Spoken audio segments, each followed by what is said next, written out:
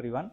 It is my great pleasure to warmly welcome all of you to the ECRISA 2026 Capacity Building Workshop Series number 5. Actually, ECRISA, the International Conference on Emerging Concepts in Research and Integrated Sustainable Adaptation, and is the very first international conference organized by Arthur C. Clarke Institute for Modern Technologies. The main conference will be held on 29th and 13th January 2026. And we are truly proud to build momentum through these workshops. The conference and its related workshops create an invaluable platform for our researchers, innovators, and research teams to perform their works to the world. So I would like to acknowledge, distinguish our audience today. Mrs. Vigha Kotua, Director General of the Arthur C. Clarke Institute for Modern Technologies, and other all directors and other our dedicated staff members. So we are deeply honored to have all of you to here. Today we are privileged to have with us Professor K.M. Nalin Silva, Chair Senior Professor of Chemistry and Head of the Department of Chemistry, University of Colombo, as our guest speaker. Before introducing our guest, I would like to invite respectfully to our Director General,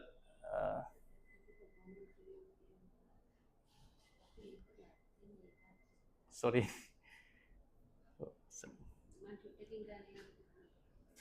So I would like to respectfully few words to discuss. Okay, so let's start. Okay, I'll like to invite to introduce our speaker. Thank you.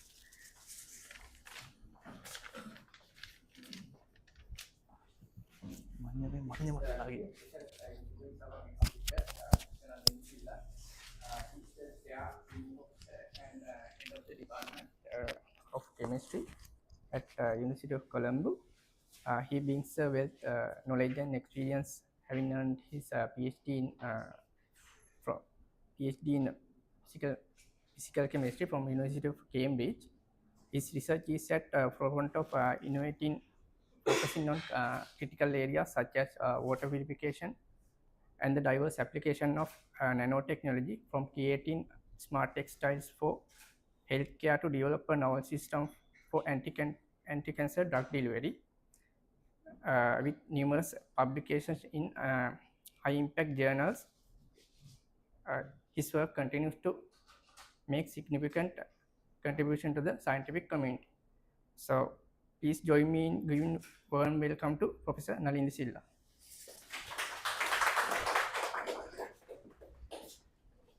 Thank you very much for the introduction, Director General. And first, I would like to thank inviting me for this workshop, Director General and Shiran Valikala. Where is he? He's here. Yeah. Thank you very much. And he has been following me for some time, and I really enjoy giving a talk which is based on my real life experience. So when I posted in my FB page also, I said there won't be any PowerPoint presentations. So there won't be any slides here. I will talk 1.5 hours. We'll see. I have some points. If I miss it, I will have a look at it. But I hope I can make you awake for this short workshop. And also, I would like to be like interactive. If you want to ask any questions, stop me and ask, because that's otherwise it's boring. 1.5 hours I keep on talking and you will keep on listening. And if you have any question, then we'll have an interactive session.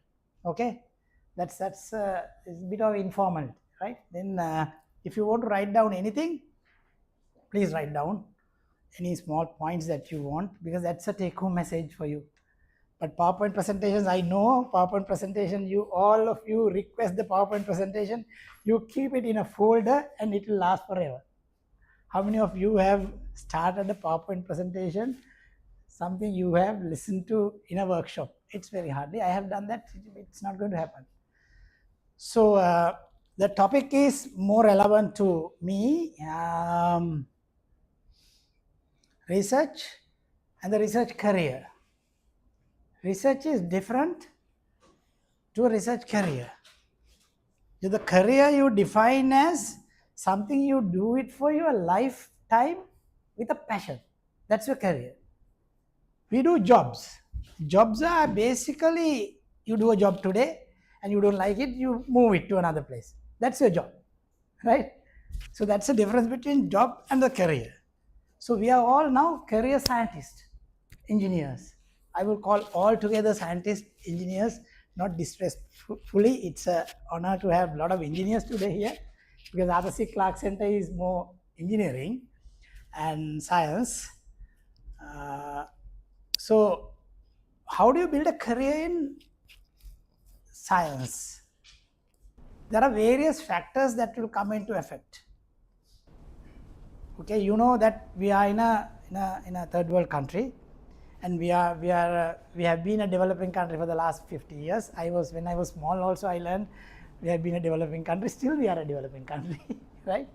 And something wrong somewhere, right? Which I'm not going to discuss those details. But what's the future for a country like us? What I believe is now, science and technology plays a huge role in developing any country. That's no question about it. And also we have to understand that that's not a low-hanging fruit. It's not it's not a quick wins. We get quick wins with small projects, but those are not sustainable. For example, you take chemistry, right? We can do some bucket chemistry, right? You know what I mean by bucket chemistry? You mix A and B and you get C, you get a product. You prepare a bathroom cleaner, or you prepare a piece of soap, or you prepare something, and which you don't need rocket science, which you need a fundamental chemistry, you can do it. But those are not sustainable. But now the problem is, we are a developing country. Whether we have the bandwidth as a country to invest on both fundamental research and applied research. So the fundamental become applied over a period of time. That's an equation that I will be addressing on today also. So if you need a quick win, I think aerospace or the RC Clarke Center, I don't see quick wins. Right? There are no quick wins here. So if you look at a poor country, India is a poor country, right? India is a developing country. So India poor means the technology wise they are really advanced. In the nuclear power, all these are there. But because of the 1.2 billion people, there is a poverty. But at the same time, they understood the importance of science and technology. So when our leaders understood this in 1970s, they went to India and got the model as the Tata Institute and all institute, and they established the fundamentals, Institute of Fundamental Studies. Okay, IFS. Now, sadly, IFS is also now getting pressure to make products. So that's a equation that we are all buried. So, country point of view, economic point of view, scientists must produce some tangible results where you will get an income. That's also true. That's also true. So my point is not to abandon these, I call the bucket chemistry projects. Those are one-off projects. You make something and you sell it and you get a royalty. The institution gets some money, right? But those are not sustainable. There is no science behind it. If you want to sustain science, sustain technology, you must have a strong science base. Science is expensive.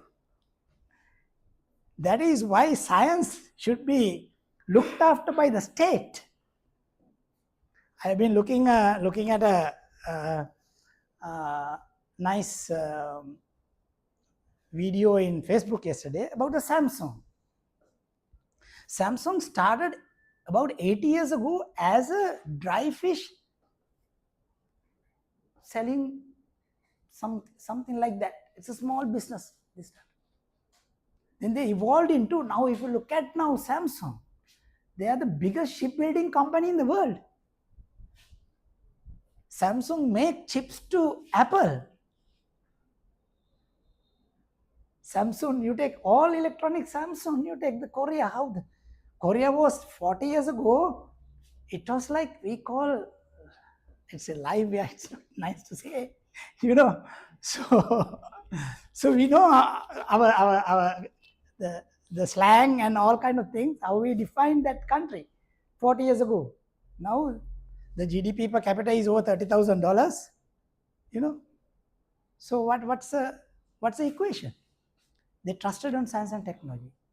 They didn't put the pressure on science and technology to the private investor to come and invest. It will not happen. Because a good model is a Srentech. I was a Srentech science team leader for 7 years. We expected private sector to come, and it's a private-public partnership model. We expected private sector companies to come and invest in. So we have experienced that only the top-notch companies can invest that amount of money for a project. Like the small business, small and medium scale businesses, they can't invest 5-6 million for a project. And then the project is successful, and then we ask the company to buy it for another 10 million bucks. So it is not sustainable model. So the state must fund. The Korean model is the state started funding the research. State started funding research. State decides the avenues. For example, now we have a 10 by 10 matrix in Sri Lanka. It was done in 5 years ago. We don't have to reinvent the wheel by having new workshops and all kind of things finding in. This is done. It was handed over to then president that time. So 10 by 10, 10 areas, 10 interventions. That is there. That document is there. So what we need is a strong funding line, and prioritize maybe 5 funding line. One is the space science and technology, where we can play a huge role. So therefore, the Korean model, the Singapore model, you take the Singapore model also, this is Asia, not you. But if you go into the Middle East side, you take the Israel. Israel is a similar population, small area, surrounded by all enemies, produce about 30 plus Nobel Prizes. How can it happen?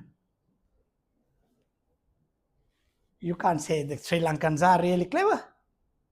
Sri Lankans built, big, like the Sigiriya, one will say, all kind of things done by Sri Lankans. So where is the problem? So I'm giving the introduction to come to that part. So this is the research difficulty for our scientists. So the funding also, if I talk on behalf of the state must come up with a mechanism to award funding to the correct people or correct research groups or correct institutes. Just not giving money on a silver platter. There must be a monitoring mechanism when it gives funding. You must set KPIs, the return of investment, all kind of things. Return of investment may be human resource development, more scientifically advanced institute, not only the rupees and cents one, because with the ROI we call only by the profits that you get. No. It is where you develop now for example, now you are sitting here. This costs money, not to pay me, but your time, because you are paid. So this is, you are gaining some knowledge. So that adds to the return of investment, right? So return of investment, the return on investment is not by the rupees and cents. It will be long-term strategy. So the governments in Korea and Singapore, the government started funding, and then monitoring mechanism, and then after about 25 years, whole private sector took over after that. For example, like say, we produce world-class scientists here. I am sure the private sector will come to them for their help as a consultant or something. So that is what I am addressing you, how to become a career scientist. Where like in Japan, the private companies are queuing to meet a professor. But how much we see in universities? Couple of people will get that kind of a invitation from the industry to work with industry. But that's a problem. Japan, the professors are consultants to the companies. So because of the science developed, because we have lot of problems in this industry sector, our scientists can solve. You take your industry, for example, you take the Elon Musk. Elon Musk is the richest man in the world, the first trillionaire going to be on this planet. Right? You look at his satellite technology, you know, how much money he has invested on this. Rocket after rocket explodes. 9 or 7 exploded. $50 million per one rocket, but he never gave up. So that's so it's a private entity anyway. SpaceX is a private thing. But this is where we have to rethink about how we invest on science. Arthur C. Clarke Center, Arthur C. Clarke had a real vision. He's the one who first proposed the satellite technology. It's a Sri Lankan, British, but it's a Sri Lankan, right? So, so he had the vision. So after 50 years, have we taken that vision to come to near to that? So that's the problem. And also I have to give this confidence also. Our university system produces the best of best. There is no question about it. You take the faculty, the engineering is here, University of Moratuwa. The best engineers come out of this place. Peradeniya, Jaffna, you take Ruhuna. Because we know our examination system is so competitive. And we get the top people. And if you look at the science also, physical science, bioscience, we get the top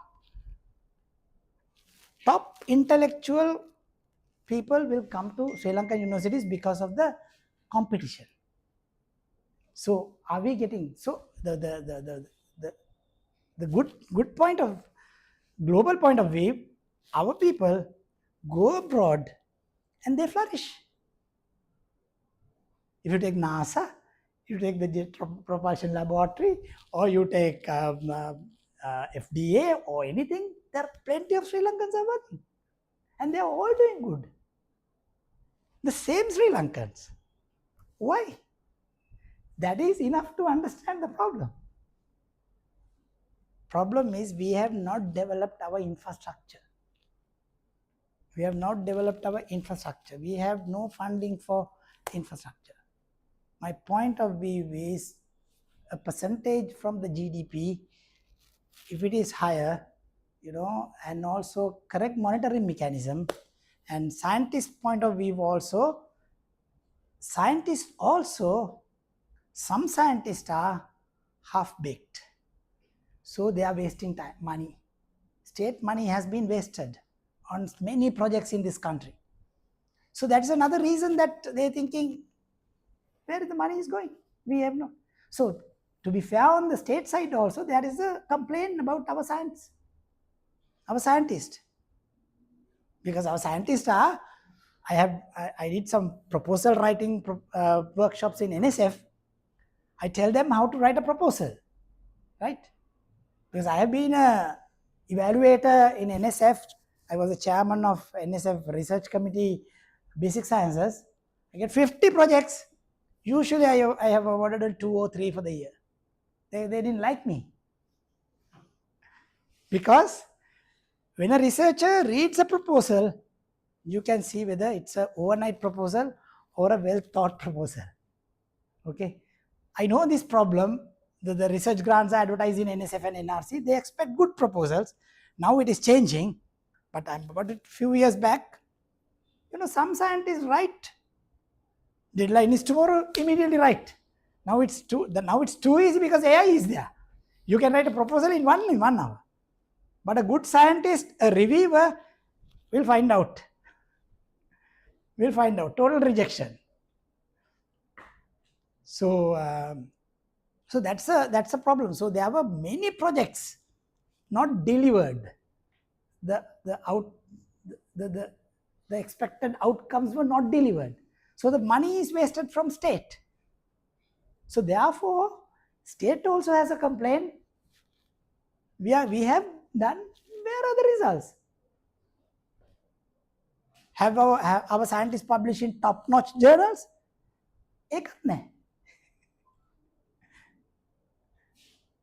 Have they patented heavily? That's also not there. So this is an egg or the chicken problem.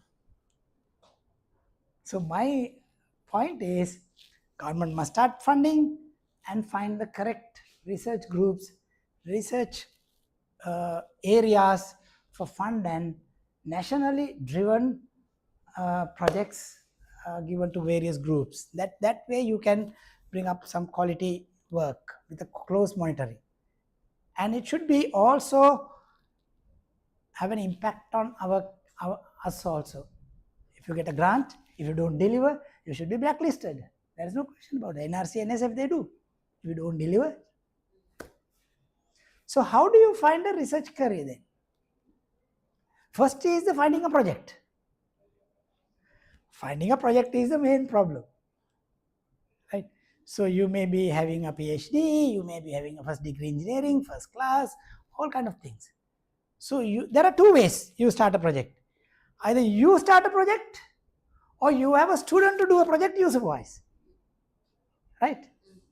So therefore, it is very important. This phase is the most important part when you start a research career. Finding a correct research project. How do you find out a correct research project? I know I will talk about chemistry. So you go for a conference. You see nice work is done. So you think you note it down some areas, and you come and start a project on that topic. Right? This is a nice project that I can also do. I am a chemistry. I have a PhD in chemistry. I'll start. That's a Me Too type of research. Right? And the problem is whether you have the competent knowledge to supervise that project. That's very important. If you want to become a research supervisor, you need to have a hands-on experience to supervise a project. Otherwise, you are in trouble. I have seen in universities, people give projects, students do the project, they come and meet the senior person, and senior person has no hands-on experience to advise their student. Then there is a problem. That doesn't mean that person should not start a project. Then you start a collaboration. You get something, you are good at something. If you have lack of knowledge, and then you collaborate with someone to fill the gap. So I strongly recommend the collaborations. Building a team. It's very important at the beginning. So selecting a project is you have a two-way process. Either you take the fundamental or the applied. Right? So here I don't see a low-hanging applied project in Clarke Institute, right? So it's a satellite technology or radio, astronomy or astrophysics or something. Those are really important areas. For example, I was talking about if you have a radio telescope, and I first asked whether there are chemists working here. Right? No chemist here, only physicists and the engineers. Now I'll give you a project now. For example, I'm very interested in astrochemistry, because my PhD project at Cambridge was related to interstellar reactions. Sodium, potassium, rubidium, those reactions with atmospheric gases and interstellar gases. So radio telescopes can, I don't have to teach you. You can map small molecules. Sky is the limit. There can be so many things. People are all working around the world, finding new molecules, find new atmospheres, new planets, all kind of things. Planetary atmospheres. Who is finding planetary atmospheres? The physicists combining with chemists. So therefore, finding a project is the critical part of that. And also remember that not because of the pressure from the workplace, you must have a passion to do that project also. Am I passionate about this project? I selected chemistry because I want to do chemistry, right? So therefore, the passion is very important. When you have the passion for something, somehow you get it done. I can give many examples. If you are passionate about something, there is no barriers will come. So our scientists usually give excuses, right? The easiest excuse is we don't have facilities to do research. Okay, we don't have facilities to do research. That's the excuse. When we joined after our PhD, there were no facilities like that. Remember our after PhD, the early 2000, we joined the university, and there were no facilities at all. There were no facilities. So now the infrastructure has developed. The state invested significant amount of money. Slintech alone, they invested about 5 billion worth of instruments. And Sliptech, you take NSF is giving grants, NRC is giving grants, somehow they give money. So also the best sciences will not come with heavily sophisticated labs. Best science comes when you try to improvise for something. You are going to be genius. You know how to do things. So therefore, finding a project is very important. How do you find a project now? Reading is the key. Reading is the key. Just listening to a presentation by somebody and you think that he can do it, I can do it, little bit you change it and you do it. But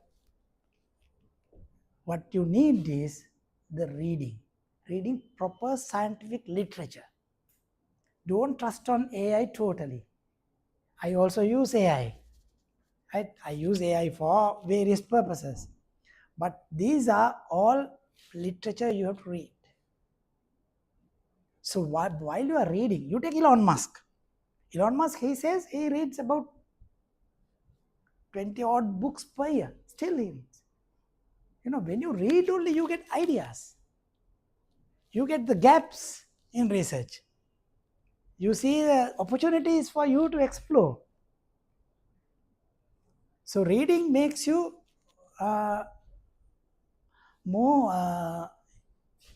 you have more avenues to explore. You see the gaps of research. Einstein, if you think that some scientists, those scientists are dead and gone now anymore, there is nothing to discover. All things have been discovered now. I think one of the scientists in Sri Lanka, not a scientist, mathematician, said, there's nothing to discover. All things have been discovered. So not like that. I think like the ocean, we have plenty of things it's not discovered. We as a planet, in this galaxy, and there is Andromeda galaxy next to us, the rocket science. I'm very interested in this. I read a lot of this. I was following this Atlas drama very closely, right? You can see our technology. We are 0th generation technology in our planet. We can't even go to the moon and come back. We have gone once or twice, I don't know. We don't have the technology. Elon Musk is trying to go to the Mars. right? So even that our speeds are like 35,000 kilometers per hour speeds our satellites, our spacecraft move. That's a max. So reaching our galaxy, beyond galaxy is, so our technology is very primitive at the moment, right? So therefore, it's very important that this project balance between the fundamental or the applied is a call for the scientist. But my point of view is the applied is, it's a fundamental, and you must think of projects which will have a value at some point. Okay, so it will become applied. So for example, you are talking about satellite technology. So one day you can incorporate that into the real satellite. That's the commercialization, right? You design a software or something, yeah, you can incorporate into a real life scenario. So therefore, and also then the facilities, whether do we have facilities. So you select a project which will suit your facilities at the moment. Don't think a very high-end project where you don't have facilities and you go and always trouble the director general or the chairman. I need money to do this project. This is a very fantastic idea. No one cares about the fantastic idea if you don't have money, right? So you have to be mindful about your resources. When you don't have resources, that is why we need collaborators. We get foreign collaborators to collaborate with us. For example, those days we remember about 15 years back, we used to ship DHL nanoparticles to USA to get ACM image or TM image. So that is how we publish our first paper on nanotechnology, by sending samples to USA. Now, if you have a sample, you give it to Syntech or Moratuwa University, or you get the ACM. You get the XRD, in Colombo we have XRD, Moratuwa has, Jayawardhanapura, everywhere you have XRDs. Our time, not even heard of those instruments. So the facility-wise, Sri Lanka is developed. So the people can't give excuses that we don't have facilities. We have facilities. How do you tackle? For example, if you want to do a project with Colombo University or the Moratuwa is in front, that is where you must think of. So therefore, correct project is very important. Then once you do a project, what I normally say is, scientist must get into the lab before you become a supervisor. If you are an engineer, you do the project by yourself. Don't expect somebody else to do it, because then you rely on his or her skills. If you want to build a research career, first you get the hands-on experience. You do the project. Now we are at senior level, that we have trained our layers and they are supervising. And we have so therefore as a scientist, you get set of results from experiments. I'm not going to talk about how do you design the research project. You have a research question, and then you have a backing literature, and then you design the experiments, and you get the results. You try to interpret your hypothesis using your results, and if it doesn't fit into, either you change the experiment or you change the hypothesis, right? Either way, that's a circle that you go in the research project. Okay, so therefore it is very important that the supervisors, our country has a problem with the supervision. Many people are doing projects which they are not capable of supervising. So you don't get. So that doesn't mean that. So for example, like I came to Sri Lanka after my PhD on very high-end physical chemistry project, laser-induced fluorescence, photolysis, laser-induced fluorescence, time-resolved spectroscopy, all high-flying instrumentation. My instrument was like big instrument, working on gas phase. with the lasers and so on. So when I came to Sri Lanka, and that time $40,000 for a laser, because it's not like a 532 green laser that you use, continuous laser. No, I'm talking about the neodymium YAG pulse Q-switch laser system. It's a high-end type 4 laser, $40,000. So I came and looked at the department. How can you get a $40,000 laser system to do my research? So then I didn't have anything. I'm sharing some change in directions also. So therefore, we looked at some areas where we can get something low-hanging fruit with my physical chemistry knowledge. That is a possibility, you can do it. The main advice, you remember my advice also, you must never have a vacuum in your CV. If you are a scientist, never create a vacuum in your CV. 4 or 5 years without any achievement in your CV. Right? If you have at the moment, try to do something quickly, because after some time, it's difficult to do it. So that you don't get a vacuum in your CV, at a young people I'm advising. Do something. At least get a publication, abstract, publication, and keep it. So I knew that it's going to be a problem for me. I can't continue my research area. So therefore, what I did was, I learned myself computational chemistry. I know physical chemistry. Computer chemistry is not rocket science. You learn computational chemistry. So we use the computational tools to study our problems there. Real problems. So then we started publishing. I still remember, that's a turning point in my research career. I'll share with you. 2003, with my first research student. In 2003, Sahantan Tiriwatta, he is in US now. You might see this one. So we had a computation project, and we did. So we are also underestimating our capacity. So what we did was, as a fresh PhD and my first student, and we sent a abstract to SLAS. We consider that as our Sri Lanka Association for the Advancement of Science. No? So we sent a paper to that. I got the reviewer comments, which I would never do that kind of reviewer comment for a fellow scientist. If I want to reject a paper, you must also learn this. This is a part and parcel of research career. Be a good reviewer. I will come to that in a minute. Yeah, I have 45 minutes here, right? You have to be a benevolent reviewer.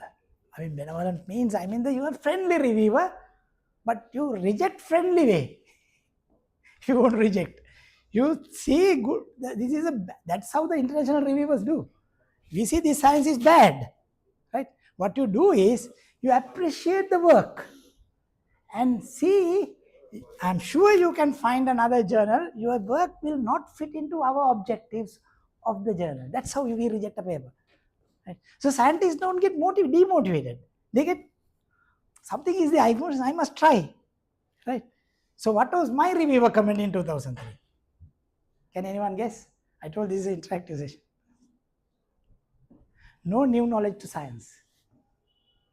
No new knowledge to science. That's a nasty comment I have ever received from a scientist in Sri Lanka. It's locally reviewed. I mentioned this in BMICH award ceremony also once for us last session, Institute of Chemistry session. So I told my student Sahan, this can't be, because we have read literature and this is, so we said, okay, let's try an international journal. Elsevier, one of the good publishers, Elsevier, we call the Journal of Molecular Structure Theochem. You don't believe, within 2 weeks we got the acceptance without any comment except some typo errors, some grammatical errors. So it was accepted. To date, highest cited paper in my Google Scholar is that paper with 530 citations. So you can imagine, this is the first-hand experience I'm telling you, right? That is the turning point of my life. Means then and there I decided I will never publish in SLAS. No disrespect to them. So that's a motivation for me. He says, son, my goodness, our paper is accepted internationally. Let's try. After that, next student, Professor Ashani, must be listening here. She published international paper. Professor Ireshika published with Professor Rohini jointly, and all computational chemistry. We published about that 6 years, about 10 international papers. So that is where you call the blessing in disguise, right? So that is where so then we motivated. My goodness, our work is internationally accepted. Right, let's go for it. Every student, myself and Rohini, pushed every student to write good papers. Right, send it to the same journal. It's okay. It's okay, because we are just starting scientists. We don't need high impact. It's about impact is now about 2. 2 is a reasonable impact factor, right? Google Scholar, not Google Scholars. It's a Clarivate rankings. It has a 2 impact factor now. So then, so this is where you have to think. There are some places in your research career. Those are some turning points.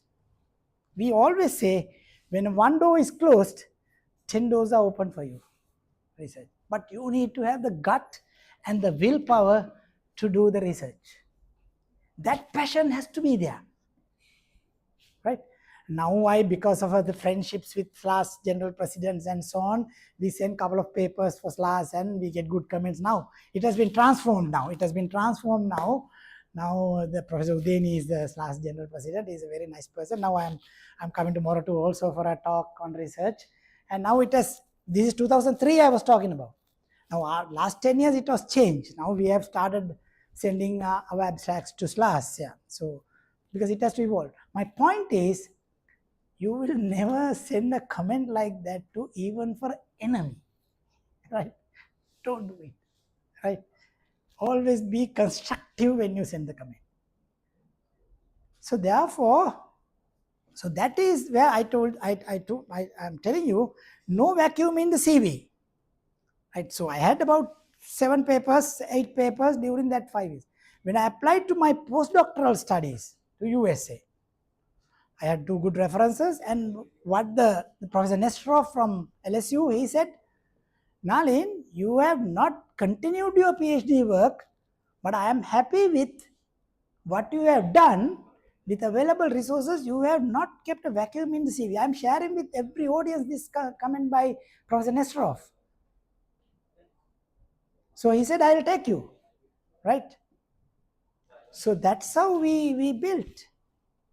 For that 2 years, we worked on hard 2 years on synthetic chemistry, the nanotechnology, nanomaterials. We worked on that 2 years. Then we came and established here. Because I had the privilege to work with my wife. She is also a PhD from Cambridge, and she is also working at Center for Advanced Microstructures and Devices in LSU. That's a synchrotron facility.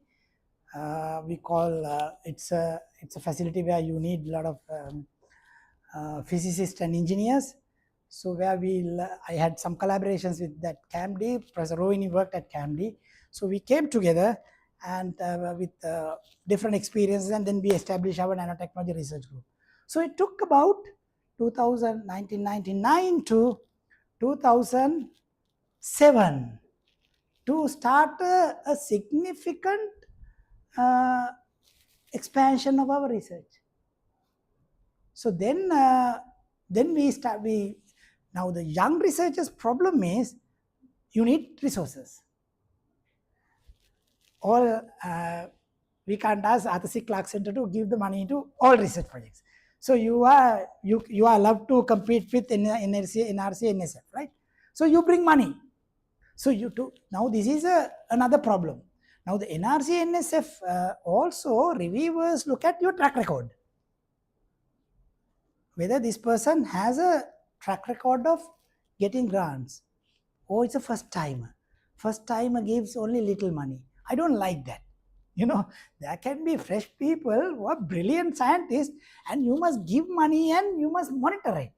Right?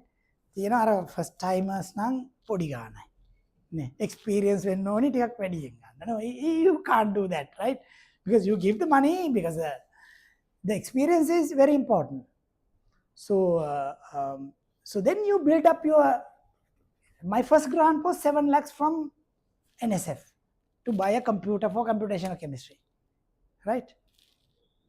And I'll share another story. When we started SAM, right, 2003, this project, and we got money from university, 50,000 rupees for a project to assemble a computer, right? So we assembled this computer in 2003. I'm telling you the hardships that we have undergone that for motivate you to do research, right? Always don't expect everything, all facilities you will never get. That you will never get. So Sahan and myself, Sahan went to Bambalapitiya Unity Plaza and brought all the pieces. He's good in hardware. Or we assembled the computer. Now there is no money to buy a monitor. What do we do? I will not mention any names. We went and met head of the department and asked, can we borrow a monitor? There are no monitors, Nalin. There are no monitors. There were monitors, but not willing to give a monitor. That will make me more motivated. So I went and met Professor V.K. Samaranayaka. He is a visionary leader. Now you call University of Colombo School of Computing. And he has a great respect for me and Rohini. And I went and met Professor Samaranayaka and said, sir, I assembled a computer, but I can't work on it. I don't have a monitor. Then he said, he called somebody. He's a young lecturer. I'm telling you, top-down decisions by leadership. We learn from those leaders, how we help the young people to do research. He called that person, give a monitor to Dr. Nalin. Then that person said, sir, this is inventory, no? Transfer the inventory to Colombo, chemistry. You can do it. Transfer the inventory to chemistry, because it's not used by UCSC. It's an old monitor which is not used. We have a habit of keeping inventory items, no, even though. So, as a head of chemistry, some items I donate to schools. Get that, you need to get the approval. You need to get the vice chancellor's approval, committee approval, all kind of things. You can donate. If you don't use it, somebody will use it. So likewise, he took the decision and he transferred that to them. That's a computer we got our first paper, right? So these are the hardships you must practice. Younger generation are not used to this because they are used to the technology. The parents are looking after them very well, giving all the facilities. They're used to it. When they come to work also, they demand everything. They want everything. Not like those days, the young lecturers these days, very demanding, very difficult to manage because they expect everything on a silver platter. So you need to go hardships when you build a research team. That is where your concrete foundation will come. So then the 20 years down the line, you will see the results. I'm not telling you the results in quick time. It's a long drawn process. So therefore, be vigilant on these facilities and how to build a research team, how to start with one project.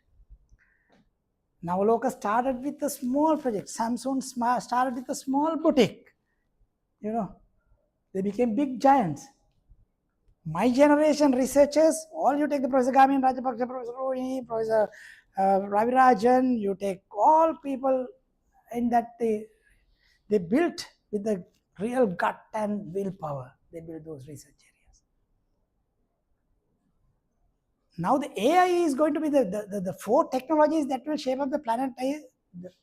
artificial intelligence, robotics, nanotechnology, biotechnology, all these are. I was listening to Elon Musk recently. Most of the jobs are going to be vanished next 10 years. But new jobs will be created, right? So are we good? The scientists are safe at the moment. Robots, but still some areas, like you take a manipulation of a DNA, you take the hardcore molecular biology, manipulation of a DNA, you can now automate. You can, robots can do now, right? You take if you are thinking of a routine job, routine work, those will be replaced. No, I mean you are good at AI and robotics. We go to a pharmacy, right? There's a pharmacist. Pharmacist may have a degree, right? But all of a sudden, Optimus, you bring it and you put Optimus there, Elon Musk robot, and program everything, feed all the locations of all drugs, and somebody comes with a prescription, give it to him, he will go and pick it up and give it. It's robotics. You don't need graduates to do it in the future, these things. So our thinking has to be changed. So the difficult professions are engineers, scientists, still difficult to replace. Some doctors will be replaced, but the consultant top-notch cannot be replaced. Some lawyers will be replaced, right? Because all will be, AI will bring all data from the databases. You don't need somebody. So therefore, our profession is safe at the moment, right? So don't worry, scientists will be, the planet needs scientists, so we are okay at the moment. Teachers, maybe teachers will be replaced. I'm also telling our teachers also, if you are not an innovative teacher, because the content is now there. I teach thermodynamics, right? Thermodynamics, I mean, you tell AI, you go and Gemini or ChatGPT 5, if you use 5, give me a comprehensive course on thermodynamics, and with student friendly, I am a first year graduate, you need to know prompt engineering, right? If you study prompt engineering, a good student you don't need me. You don't need me. So that is why the world is now going to the flip mode teaching. So you give everything to the student, upload all the videos, everything, and then you come and discuss the problems with the class, because they don't need me to go, and they can go through the AI. So teachers may be replaced, but the innovative teachers who have a different way of presenting, different way of attacking the class, that way, they can be survived. So, those are the things that will unfold in next 10 years. So when you have a research group, then you start with 1, then you build another 3, 4, like that. So my research group now, I have the complement with my wife also professor. We have about, some occasions we had 20 students. We have been managing 20, about 12 undergraduates, 8 postgraduates, like that, 20. We can manage, right? So, but when you start a career, but we are managing after 20 years, right? So start, we had 1 or 2 students, like that we started. So start with a small inclination. Don't go to a steep climb at the beginning, right? So start with a small project and get something out, convince the management, convince the funding organization, built on that. So how do you then convince people? Then you start publishing. Your work should be published. I tell my staff, publish or perish. That's the world. You publish or just out. Still, luckily, Sri Lankan university system, the jobs are guaranteed till 65, whether you do research or not. I'm sorry to say in public, but that's a real life scenario. Right? We do evaluation, we do increment, we do their performance, but that's not a hard and fast way of doing it. In US, there is tenure system. In US, you hire an assistant professor. If you don't perform in 6 years, you will not become associate professor, you will be kicked out of the university. That's a system. So you are inevitably, you put the pressure on the people. The system must put pressure on the system. State universities, there is no pressure. There is pressure for them to become a professor quickly. But after they become a professor, they go to the most of the people. So therefore, it is our model has to be, we have to rethink about the model also. So therefore, you build a research team. It's very important to build a research team.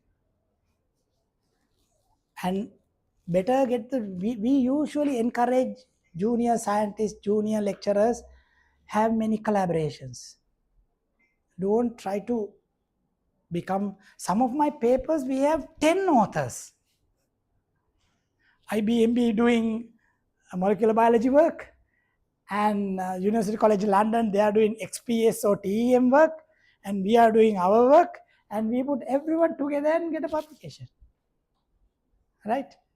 So therefore, getting the research team is the key for your success. And then it can be fundamental, it can be commercialized. So sending a paper to a journal is a tricky part. First, you evaluate your results. When an experienced person look at the results, can judge the impact factor where we should send the paper, right? So the papers also, the reviewers also, as a reviewer, when I receive an international paper to review, I go to there is nothing called a blind reviews. They are not blind reviews. They are open reviews. We know the authors, right? Here we review blind, right?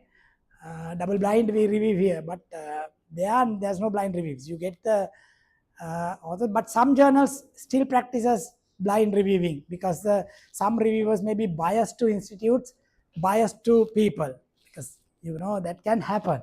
Okay. So the reviewers first look at it is your track record, right? How many papers you have published. So then it's a problem. So they look at the Google Scholar and see the citations and your H index, all kind of things, they look at it.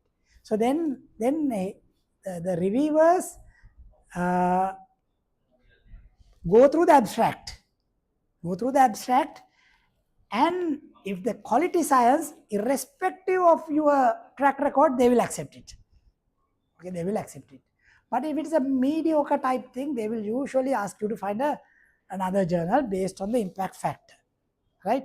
So first paper or second paper, you must first try to publish irrespective of the impact factor.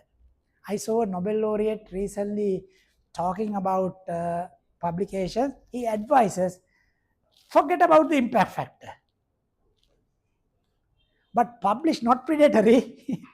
A good journal, you publish impact factor maybe 0.1, 0.2, as long as it is in the database or Scopus or Science Citation Index.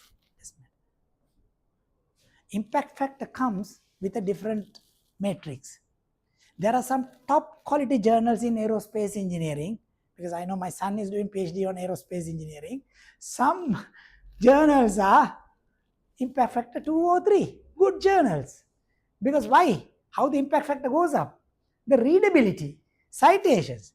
See, if the community, the research community is small, you don't get 50 nature science, you get 30, 40 impact factor because everyone reads that. But there are some, for example, Journal of Organic Chemistry. Impact factor is small. It's an American Chemical Society journal, but impact factor is small. But if you take nanoletters, it's about 14 or 15 impact factor because many people use that platform. So the impact factor, he says, impact factor is not the criteria to publish. Your quality work and a reasonable journal you publish. And then you get the reviewer comments. Reviewer comments, usually you have to think objectively. We have done that many times. What we do is, we send it to a good journal, And we know our quality of the paper. We know it will fit into, for example, it takes 3. So I send it to normally 5 impact factor paper. Right?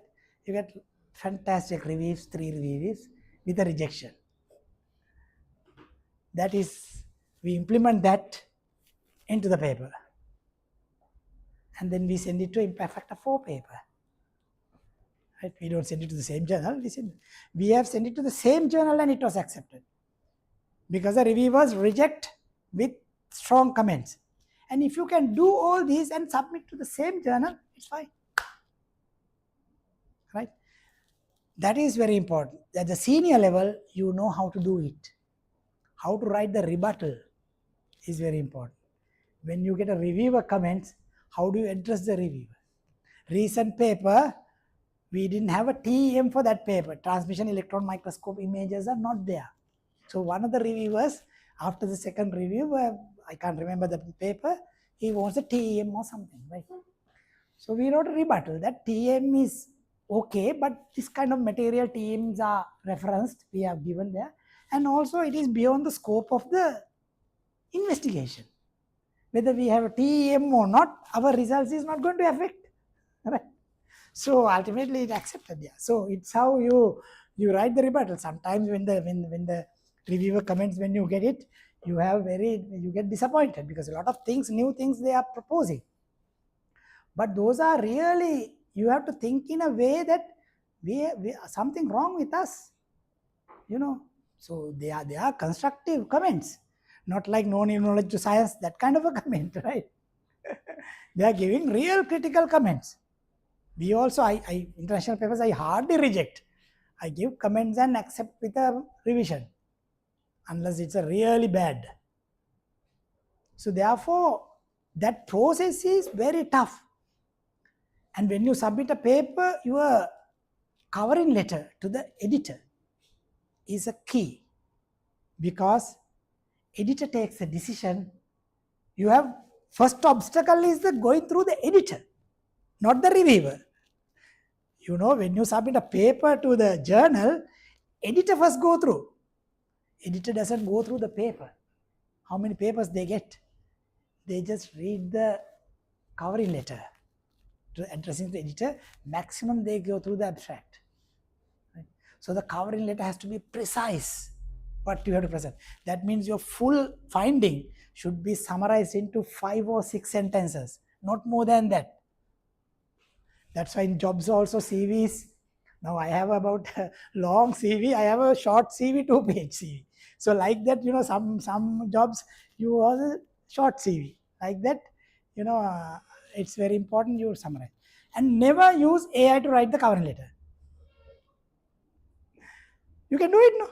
You upload the PDF to the AI and ask the AI to write the covering letter to this journal. Right? It's not going to work. So the Google CEO, I saw a comment from Google CEO today. Don't trust the AI always. Because AI is always make you happy, no? Whatever you say, excellent idea, no? Huh? Nanda? I saw Professor Hiran Amarsurya give a prompt to make the AI, don't make me happy. Give me a critical one. Like that, you know to do that one. Otherwise, whatever you say is excellent. You are taken to a ride from the AI. So be careful. Right? So covering letter, you have to write. Once you write, you can get the English correction from Grammarly or AI. You can get the English correction, but not time to write the covering letter. Okay? Because reviewers can see whether the AI generated covering letter, they might think this guy has no time even to write a covering letter. So how can we trust on their research? Because the publishing a paper, the critical part is this part. Writing a covering letter, and we get our students right, and then we correct it and we do it. And then after receiving reviewer comments, and how do you address those comments and writing rebuttals for the reviewer comments. So that is a key part on publications. And nowadays there is another obstacle for us, the APC, the article processing fee.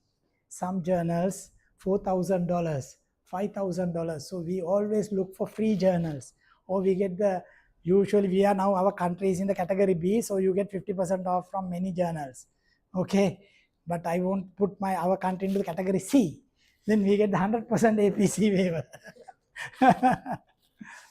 You know what? 2022, a journal, $2,000 or something, and we sent a paper, and it was published. It was then they asked to send the $2,000 for publication. That is $4,000. We are in the category B.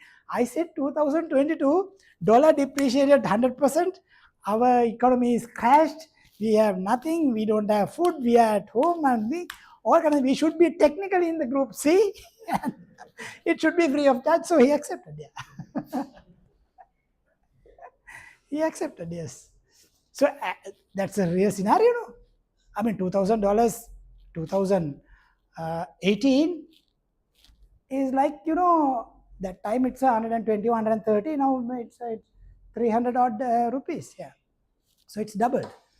So like that, reviewers are also, you know, editors are human beings. No, they are not very critical on some things. Journals also, they look at into your experience. But scientifically, you have to be sound. But the APC, 50% discount. But if you write to the journal, this is my budget, this is my situation, these are our we cannot even afford from our salaries, because some APC is full our full salary is APC. So you can't pocket out also, you know. So that's a difficult part for us. But there are some journals, you can send it today, publish tomorrow. Get your wallet, get your credit card, you type your credit card number, it will publish tomorrow. Never do that, because those are predatory journals, right? Those are predatory, right? So if you have in your Google Scholar, take it out, right? Because those journals they do it for, you will get invitations not send a paper. Please make sure that you go to the journal and search it and find out whether this is a reputed journal. If it says the $50 for APC, very likely money-making machine for them, right? Because some countries publishing something is encouraged for their promotions, right?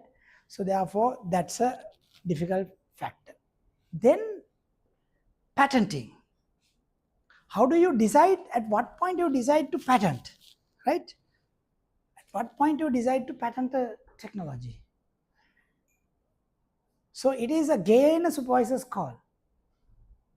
You have to do the patent searching and the prior art you have to search. It's a long process you have to think, right? So you have to look at the databases, and we can get the inventor, the patent office to do that also, right? So if you are patenting, I don't approve publishing. And if you publish, it's difficult to patent, right? So once you patent it, right, then you have say it will take some time. If it is an international patent, it will cost about $10,000, something like that, more than that, right? Depends on the country.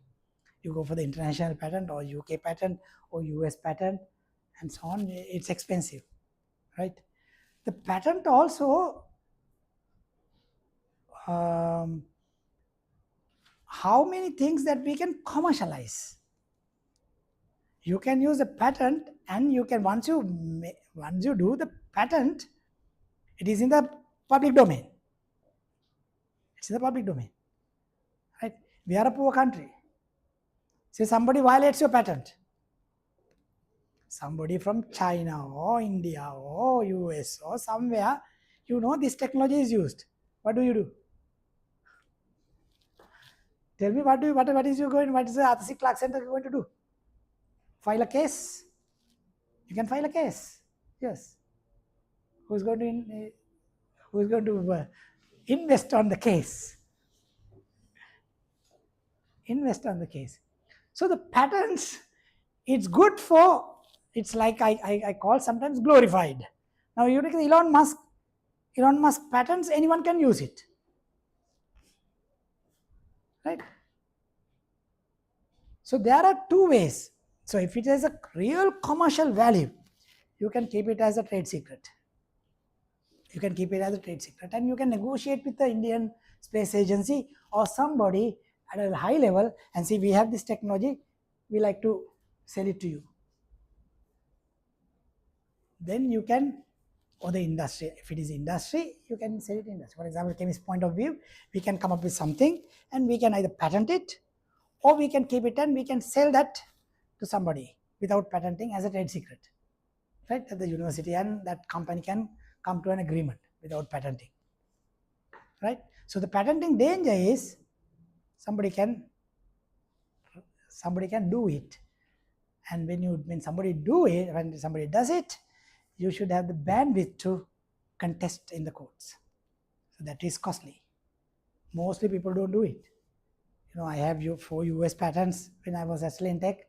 We don't know how many people are using it here. Who is going to find out? Who is going to find out? So the patent is very important when you patent it and then you go for the commercialization by yourself, your institute. So the commercialization is also part of your research career. Commercialization will take a long time. So it's not like I told you bucket chemistry, mix A and B and get C, and then you test on අතේ ගාලා බලනවා අතේ පළු වෙනවද කියලා නෑ, මූණේ ගාලා බැලුවා නෑ, හරි තව දින 3 දිනක කතා කරලා ගාලා බැලුවා නෑ, right? We call Hemas or Unilever, we have a nice product, market it, right? So I'm not talking about that, right?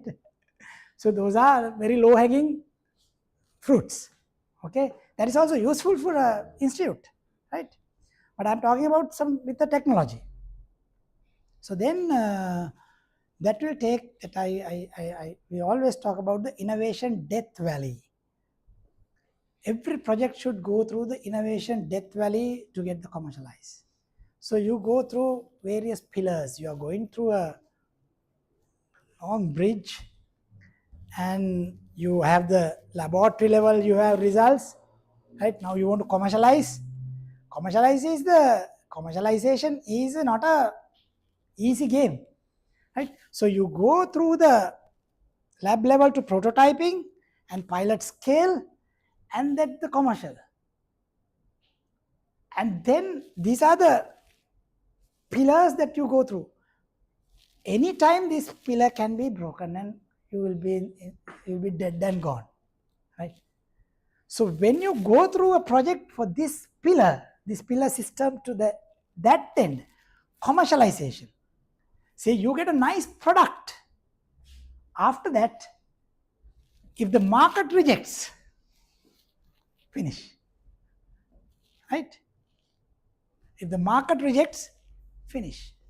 Colombo University some time back had a mosquito repellent developed. It was commercialized, but it was rejected. It didn't work, right? So anytime it can be rejected. Either from the laboratory scale only we go for the patent. Laboratory scale we go to the patent. Then you go to the pilot scale and the large scale. And the market can reject. So it's gone. So the Korean scenario, the success rate is about 4%, 4 to 5%. That means if you do 100 projects, 4 or 5 will be commercialized. What are we expecting from what are the government is expecting us? You do 10 projects, commercialize 10. Huh? Tech also same thing. So the reason that I went out in 2019 is asked me to commercialize 2 projects in 6 months. I said, no, I'm going out. You can't. Scientists can't target commercialization. That's a difficult, but we must work for it. The supervisors must evaluate whether he is really going for this achievement. So we must have a mechanism to evaluate that, whether our scientists are looking for commercialization. That is very important, but it's not a low-hanging fruit at the same time. So recently our NRC grant, Professor Rohini and myself, and we developed a water filter, nano water filter. Now it is now we have made 100 filters, and we are going to distribute to CKDU affected areas, that 100 filters. So we have scaled up 100 filters. Now the next part is what? We have patented the technology also. We are working with a private company. Now we have to make thousands. Who is going to fund that one? Who is going to fund that one? You expect a private company to do it? When the private company comes to do it, then we have obstacle. What is the obstacle? They have to come to an agreement with the university and the NRC, right? Then you get the transfer of technology, right? So the university and the NRC might ask, okay, we need 25 million upfront to transfer the technology. So it is going to be a dead project after that. That's that scenario. So you develop the technology, but you ask an exorbitant amount of money from the company. If the company is big company, they might come. Okay. Some of the supplements that developed by IBMB, it's commercialized, it's supplements, right? That's working with a company, right? But if it is a small player, he has a garage type of a business, it is difficult for him to, so he will not take it up. So then what is the next step? What is the next step? If I believe in my technology, I am ready to commercialize. If you know your baby very well, if you trust on your science, why do you give it to anybody? I will put money and I will commercialize this one. But our universities are not evolved to that situation. Even though I am willing to take this forward with my money, there are no infrastructure or the framework policies adopted, because I cannot become a working director in a company. I can be the chairman of a company. Yes, I can start my project, my water filter project. Okay, I become the chairman of the board and appointed 3 people, I get 3 investors. That is also risky. Why? Chairman has no executive powers. The director board has the executive powers. Like in the government institution, director general is more powerful than the chairman. Technically, the financial authority all under director general, not the chairman. NSF, NRC, all these places. But if I'm going to invest money on a project, our policies should change. You take the Robert Langer, you can search MIT professor Robert Langer. Robert Langer has 100 odd startup companies. That is how we must promote science. The professors should be able to commercialize their science by giving some money to the income to the university, giving to the funding agency. For example, in our case, us, University of Colombo, NRC. So whatever the profits, university, and I should be able to drive that if I am confident on my science. But we develop the science and we ask the third party, hey, come, we have a technology, buy 50 million. They will not buy. Because our economy is, most of the industries are buying and selling. Very few companies are real manufacturing. You take the MAS, Brandix, those are innovative companies. There are a few Haley's, some subsidiaries. You take the Haycab. There are companies, the global rubber industries. You take Lanka. There are a few companies who do innovative research and developing products. But all other things are buying and selling. You buy it from China, keep a margin and sell it here. So they don't want to invest. So therefore, it is a problem for scientists also. Even though scientists developed technology, there is a problem, right, for commercialization. So I think I have mentioned everything. Let me see whether I have missed any points. Right.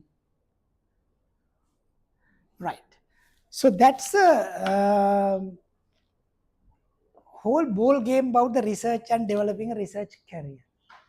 Then after that, it's very important when you build a research team, you develop the next generation. You develop the next generation. How do you keep a legacy when you are a researcher? People will remember you. People will not appreciate you. That's a different story. We as human beings, we are mostly a Buddhist here. Our happiness is not dependent on anyone. Our happiness is inside us. Whether you get appreciation or not, we do science for our happiness. Our happiness is defined by us. Our happiness is you publish, you patent it, you commercialize it, you build a team, you have a legacy, and you support the university, and you create a next layer of researchers. We are very happy that we have already produced 12 PhDs here, and all are really doing well. Now, this is the answer to the people who think that the foreign degrees are always looked by the institutes. I changed that in the department. I hired local PhDs. Why? We are telling the final message for all the people who are listening. We are now trying to bring our research into the world class, right? At the same time, we are telling we need scientists from outside. You go US and get your PhD and come. That's fine. We are hiring them. Now, recently I hired another one. She's coming in January. We're doing that. At the same time, we have local research also going on. And local research groups also producing PhDs. And if we tell that we give priority to foreign PhDs, you think our system will sustain? Our system will not sustain. Our system will not sustain. So what we have to do is, we have to build a research team, world-class research team. If we think always importing PhDs, it's not going to happen. It's difficult. We will get them, but we can produce our world-class scientists here, which we did it. Now we have our first PhD a student became a professor now. Index is over 12 now. So it's a local PhD. So University of Colombo PhD. So don't get demotivated. Your PhD is from local or abroad. It doesn't matter. It's in you. You are qualified. I'm from Cambridge, that's true. There are Cambridge people in this country not doing any research. Right? So your reputation is not going to work unless you produce. So there are 9,000 universities in US. There are top scientists in small universities. MIT, Harvard, Cornell are the best there. The Cambridge, Oxford, all are there. So your qualification is a different thing. After that, the game is a different thing. So I motivate scientists here. Don't get demotivated. The PhDs, if you have got a local PhDs, you can prove it. You are better than, you are in par with other people. So otherwise we are going for a dead end, no. And we are producing PhDs and we say, no, we won't have foreign PhDs. No. Colombo University Chemistry Department, I have hired local PhDs. And I put them with the same group and ask them to compete and prove yourself. That is called the peer pressure. The moment you put the peer pressure, the institutes will develop. Unless the institutes won't develop. To develop an institute, you need peer pressure. This year, Department of Chemistry got 5 NRC and NSF grants, first time, this much of grants for the department. So that's how we create the department and the research. So if you want to use any facilities in the Department of Chemistry, it's open. All state universities, all other people, we have developed the department, all we have instruments, and we are now building up with the internal, and also we are managing mostly from generated funds. Honestly, we have 4 MSc programs and 1 external degree. That revenue, I need as a head, I need about 20 million, approximately 20 million per year for have a reasonable research budget. And So we are earning that, and we are getting recurrent a very small amount from the government. We are not putting a lot of pressure to the government because we know that the country is coming up with. So what we do is now we are trying to earn some money with a proper way and develop the department. That's how we have developed. So feel free to reach us for anything. And thank you very much, Director General, for inviting me. And thank you, Shiran. Thank you, my friend, and all of you. Thank you for listening. If you have any questions, I'm happy to answer. Exactly 1 hour and 20 minutes. Yeah. Thank you.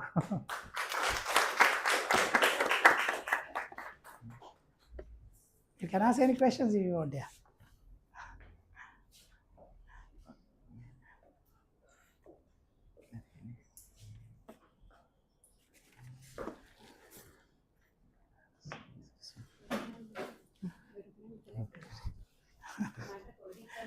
Right. Okay. මම scientist කෙනෙක්වත් research කෙනෙක්වත් නෙවෙයි මම trainer කෙනෙක්. Yes. මම මිනිස්ට්‍රියේ තමයි වැඩ කරලා තියෙනවා මම ටෙම්පරරි මෙතන ඉන්නේ. Yes. එතකොට මම අර සයන්ස් ඇන්ඩ් ටෙක්නොලොජි එකේ ප්ලෑනින් පර්ස්පෙක්ටිව් එකෙන් බැලුවාම මට පොඩි කමෙන්ට්ස් දෙක තුනක් දෙන්න පුළුවන්. Yeah. සර්කල් ලෙක්චර් එකේ. Yeah. පළවෙනි එක තමයි අර කිව්වනේ අපේ රිසර්ච් 10ක් කරොත් 10ක්ම කමර්ෂියලයිස් වෙන්න ගවර්න්මන්ට් බලාපොරොත්තු වෙනවා කියන එක ඇත්ත. ඒ වගේ ට්‍රෙන්ඩ් එකක් පහුගිය කාලේ ආවා. ඒකට හේතුනේ අපේ මිනිස්ට්‍රීස් වල ගොඩාක් ෆන්ඩ් දීලා තියෙනවා පේපර්ස්, පබ්ලිකේෂන්ස්, පේටන්ට්. අපේ සයන්ටිස්ට්ලා ගොඩාක් ප්‍රොඩක්ට්ස් වලට ගිහිල්ලා තිබුණේ නැතිම තරම්. ඒ නිසා මේ ක්‍රයිසිස් එකත් එක්ක R&D ෆන්ඩින් දෙනකොට පොඩි පුෂ් එකක් ආවා මේ ෆන්ඩින් වලින් යම් කිසි වැලියු එකක් රටට එන්න ඕනේ කියලා. ඒක මගේ එක කමෙන්ට්. Yes. අනිත් කමෙන්ට් එක මම හිතන්නේ ඇත්තටම රිසර්ච් කෙනෙකුට රිසර්ච් කරන්න ෆ්‍රී මයින්ඩ් එකක් එක්කනේ එයා එන්නේ පේටන්ට් එකක් දක්වා එනවා. එතකොට කමර්ෂියලයිසේෂන් ප්‍රොසෙස් එක කියන එක රිසර්ච් කරනවටත් වඩා ඉතාම අමාරු කාර්යයක් විදියට මම දකිනවා. හරි. එහෙම වුණාම ඒ රිසර්ච් කමර්ෂියලයිසේෂන් එෆර්ට් එකකට ගියොත් එයාගේ අර රිසර්ච් වලට දෙන ප්‍රිසියස් ටයිම් එක අඩු වෙයිද කියලා මට එහෙම හැඟීමක් තියෙනවා. දැන් මම දැකලා තියෙන NIFS එකේ ප්‍රොෆෙසර් ගාමිණී බයෝෆිල්ම් පේටන්ට් ප්‍රොඩක්ට් එකක් හැදුවා. හැබැයි ප්‍රොෆෙසර් ගාමිණී කමර්ෂියලයිස් කරලා ප්‍රොඩක්ට් එකකට ගියාට එයාගේ කේපබිලිටි එකෙන් ඉන්පස්සේ ප්‍රොඩක්ට් එකක් ආවේ නැහැ. එයා ඒකෙම කමර්ෂියලයිසේෂන් පැත්තට ගියා. එකක් හරි ගෙනාව එක ගැන අපි අප්‍රීෂিয়েට් කරනවා.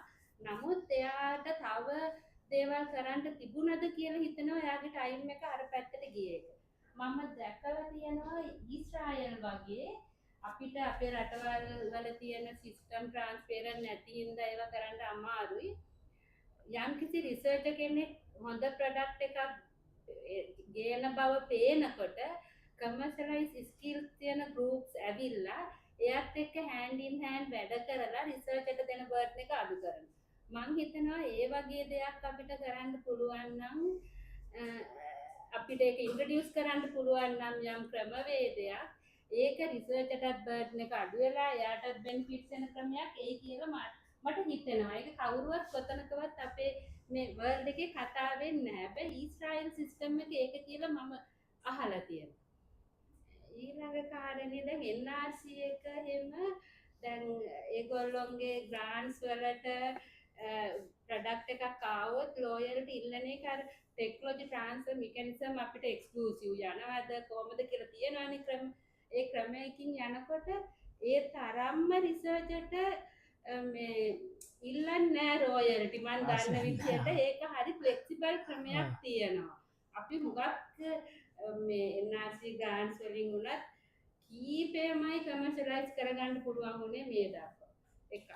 අනිත් එක මම මිනිස්ට්‍රි විදිහට දකින කමෙන්ට් එක තමයි NRC වල 50 මිලියන් වන් ග්‍රාන්ට් දෙනවා දන්නවා. මට අපිට ඒක තමයි අපේ වෝටර් ෆිල්ටර් ප්‍රොජෙක්ට් එක. ඒ වගේදී 160ක් විතර යන්නේ ඉක්විප්මන්ට්ස් වලට. ඊට පස්සේ රිසර්ච් අර MA ගේ ඒ වගේ පොඩි පාර්ට් එක. මේ ගොඩාක් තියෙනවා ඉක්විප්මන්ට් රටේ. හරියටම ඔබතුමා මෙන්ෂන් කළා. හැබැයි ඒ ඉක්විප්මන්ට් රටට බරක් වෙලා තියෙනවද?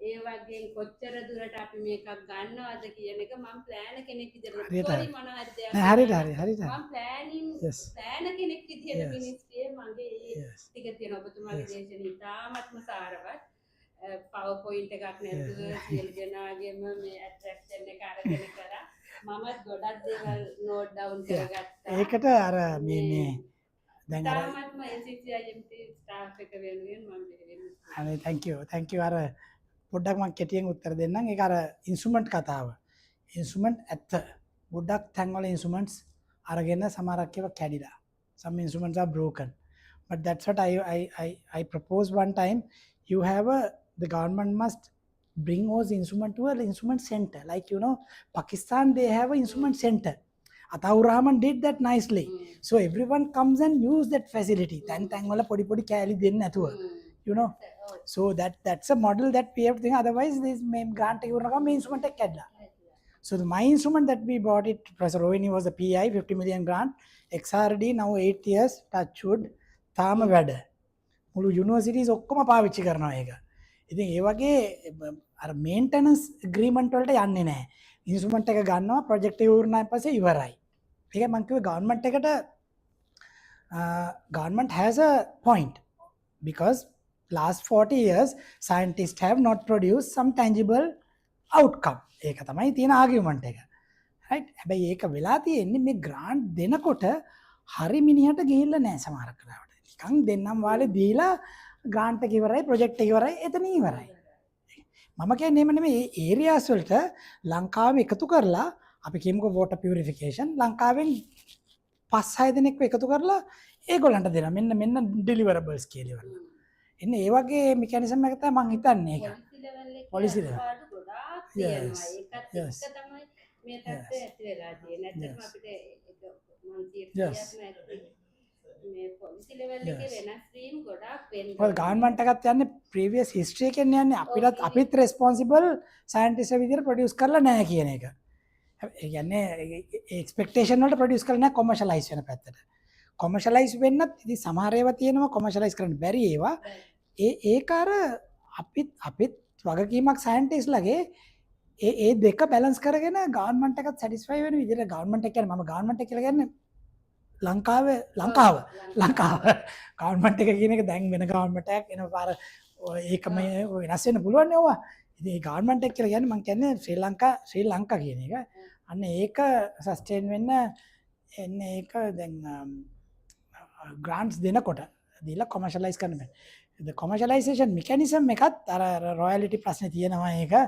ඉතින් ඒවට scientist විදිහට ඇත්තටම මමයි රෝහිණී කිව්වේ අපිට මේකෙන් සතයක්වත් එපා commercialize කරන්න. we don't even want a single cent. මොකද මේක නෑ මේක NRC එකේ 50 million grant එක. ඉතින් ඉවරයි successfully finished. අපි මේ filter එකත් හදලා මේ සුඩ තිබ්බා ගිහිල්ලා ගිසුමානේ දෙකට ඉස්සෙල්ලා. ඒක දැන් තව පොඩි වැඩ වගේක් තියෙනවා ඒකේ අර consumer ට ඕනි conditions ටිකක් මේක කොච්චර කල් පාවිච්චි කරන්න පුළුවන්ද recycling කරන්න කොහොමද ඒ ටික අපිට දෙන්න තියෙනවා. දුන්නාන් පස්සේ ෆිල්ටර්ස් අපිට දෙන්න පුළුවන් උතුරු මැද පළාතේ ඒ කට්ටියට දීලා ඉවර වෙලා මේ ඊට පස්සේ කොමර්ෂියලයිස් කරන්න ඕනේ ඉතින්. ඕවා ඉතින් අර මේ සිස්ටම් හැදිලා නැත්නම් දැන් අපේ බිස්නස් ලින්කේජ් ඒවා තියෙනවා. තිබුණාට ඒවා අර මොඩල් වයිස් ඒවත් වැඩි හරිය ෆන්ක්ෂන් වෙන්නේ නැහැ. ඒකත් අර නාම මාත්‍රිකව සමහරක් ඒවා තියෙනවා. මේ ඒවෙන් වෙන්න ඕනි ඊට එතනින් එහාට ගිහිල්ලා අර ඔබතුමිය කිව්වා වගේ සයන්ටිස්ට්ලාට බර්ඩන් එකක් නොවෙන්න ඕනේ කොමර්ෂියලයිසේෂන්. අන්න ඒක තමයි හැබැයි ඔය මෙතඩ් එක මම කෙමිස්ට්‍රි ඩිපාර්ට්මන්ට් එකේ ඇඩැප්ට් කරා මගේ සයන්ටිස්ට්ලා දෙන්නෙකුට අවසර දුන්නා ඉන්ඩස්ට්‍රි එකත් එක්ක වැඩ කරන්න. ඉන්ඩස්ට්‍රි එකත් එක්ක වැඩ කරලා ප්‍රිලිමිනරි ඩේටා වලින් ඒගොල්ලෝ දැම්ම NRC NSF grant එකක්. දැන් ඉන්ඩස්ට්‍රි යුනිවර්සිටි රිලේෂන්ෂිප් එකට 10 මිලියන් හම්බුණා ඒ දෙන්නටම. ඒ දෙන්නටම 10 මිලියන් හම්බුණා. ට්‍රිපල් හෙලික්ස් මොඩල් එකට ගියොත් ඒකට මම හිතන්නේ මේ පාර NSF එකෙන් අපේ ඩිපාර්ට්මන්ට් එකට දෙකක් හම්බුණා. එකක් එක ප්‍රොජෙක්ට් එකක් කිං කොකනට් සම්බන්ධව අනිත් එක සිනමන් සම්බන්ධව ප්‍රොජෙක්ට්ස් දෙකක් හම්බුණා ඒ පැත්තට. අපිටත් එකක් හම්බුණා බූන් රෙසින් පැත්තට ඒකත් කොමර්ෂියලයිස් පැත්තට. ඉතින් ඒ පැත්තට තමයි යන්න ඕනේ. ඔබතුමී හරි ඔය. ඉතින් ඒක ඉතින් දෙපැත්තම බලන්න ඕනේ. අනේ thank you. ෆින්ටෙක් එක සම්බන්ධයෙන් කියවනේ 9 billion investment එක. yes 5 billion for the instrument විතරයි මං කිව්වේ. 5 billion. ඒ වුණත් අද ඒ මොඩල් එක සම්පූර්ණයෙන්ම ෆේල්. දැන් කැබිනට් අපොයින්ටඩ් කමිටි පත් කරලා අලුත් මොඩල් එකක් හොයනවා. ඉතින් අපි අර බලාපොරොත්තු වුණා ප්‍රයිවට් සෙක්ටර් එක ඇවිල්ලා ඉන්වෙස්ට් කරලා ඒක හරියන්නේ නැහැ. හරි කියන්නේ. අදගන්න හරියන්නේ මේ හරියන මොඩල් එක තමයි ගවර්න්මන්ට් එක අරගෙන හොඳ ලීඩර්ෂිප් එකක් දාලා ඒක ඩ්‍රයිව් කරන්න දෙන්න ඕනි 5 areas වල ගවර්න්මන්ට් ෆන්ඩින් වලින්. හැබැයි මොන්ට කරන්න ඕනි perform කරේ නැත්නම් 1 year වලින්ම ගෙදර යවන්න ඕනි ලීඩර්ෂිප් ටීම් එක. That's the only way you can do it. Yeah.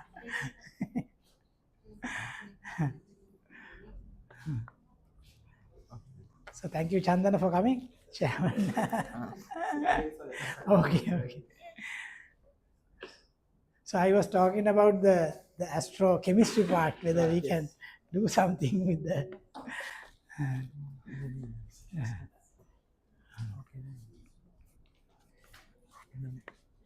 Thank you for comments. Yeah, only we will be there to help anything. Yeah, yes. සෙන්ටෙක් එකේ පොමුලා අවුරුදු 7 9 හොඳට ගියා. මොකද MS අපි හිටපු කාලේ MS ඒව මේව ඉන්වෙස්ට් කරානේ. අපි මගේ පේටන්ට්ස් 4ක් ආවා. On behalf of the organizing committee of ECRISA 2026, emerging concept and research in integrated sustainable adaptation. It is my great pleasure to extend our heartfelt gratitude to Professor Nalin Silva and for his insightful and inspiring session for the shaping research career through publication and the intellectual property. And Professor, your deep expertise and the clarity with which you are sharing the importance with the publication, protecting innovation, and building a strong trajectory have given all of us, especially our emerging researchers, and valuable guidance and motivation. And we are truly grateful for the time you have taken to join us with the knowledge you shared so creatively. And this session marked the 5th lecture in our pre-conference capacity building series, and it has unbounded and immense value to our journey toward the strengthening research culture and the innovation. I would like to thank all the participation who joined us today for your active engagement for this lecture series. And thank you once again, Professor, and thanks you all of us. And it is my I would like to invite our chairman and to present a plate to Professor Nalin Silva.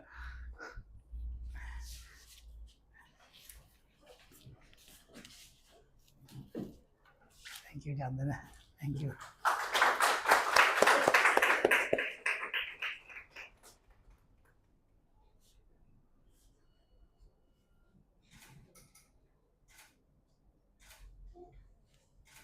Thank you, Chandana. Thank you. Thank you.